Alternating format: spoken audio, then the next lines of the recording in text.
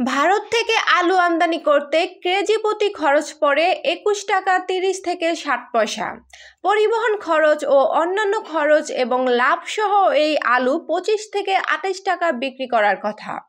আর পাইকার হয়ে খুচরা পর্যায়ে একই আলু ভোক্তা পর্যায়ে ৩০ থেকে ৩৫ টাকা হওয়ার কথা, কিন্তু সেই আলু ৭৫ টাকা কেজি দরে কিনছেন ক্রেতারা।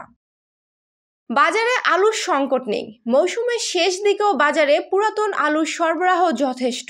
অন্যদিকে বাজারে নতুন আলু উঠতে শুরু করেছে, তবুও খুচরা পর্যায়ে হু হু করে বাড়ছে দাম। পরিস্থিতি সামাল দিতে সরকার আলু আমদানিতে শুল্ক হার ২৫% থেকে কমিয়ে ১৫% করেছে।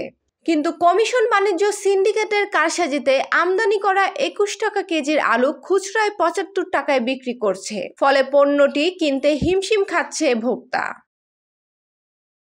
জাতীয় ভোক্তা অধিকার সংরক্ষণ অধিদপ্তর সূত্র জানায়, আলুর দাম বৃদ্ধিতে কাজ করছে আমদানিকারক ও ঢাকার শ্যামবাজারের আড়তদার সিন্ডিকেট।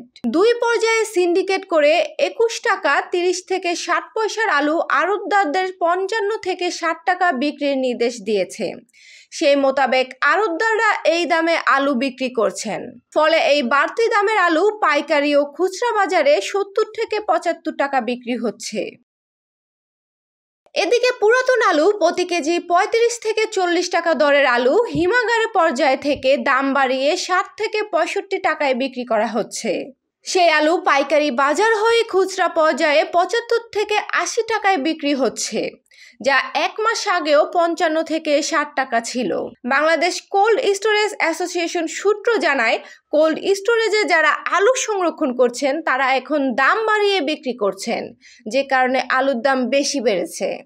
এখানে গুটি কয়েক ব্যবসায়ী আছেন যারা বাজার নিয়ন্ত্রণ করছেন। কনজিউমার্স অ্যাসোসিয়েশন অব বাংলাদেশ সাবেক সভাপতি গোলাম রহমান বলেন, কোনো সরবরাহই বাজারে সিন্ডিকেট ভাঙতে পারেনি। তবে অন্তর্বর্তীকালীন সরকারের কাছে মানুষের প্রত্যাশা ছিল সিন্ডিকেট ভাঙবে, কিন্তু সেটাও দেখা যাচ্ছে না। পণ্যের দাম কে বাড়ায়, কারা সিন্ডিকেট করে, সরকারের কাছে সব তথ্য আছে। ব্যবস্থা নিতে পারলে দাম কমবে। সুরভি জান্নাত, দেশ বর্তমান।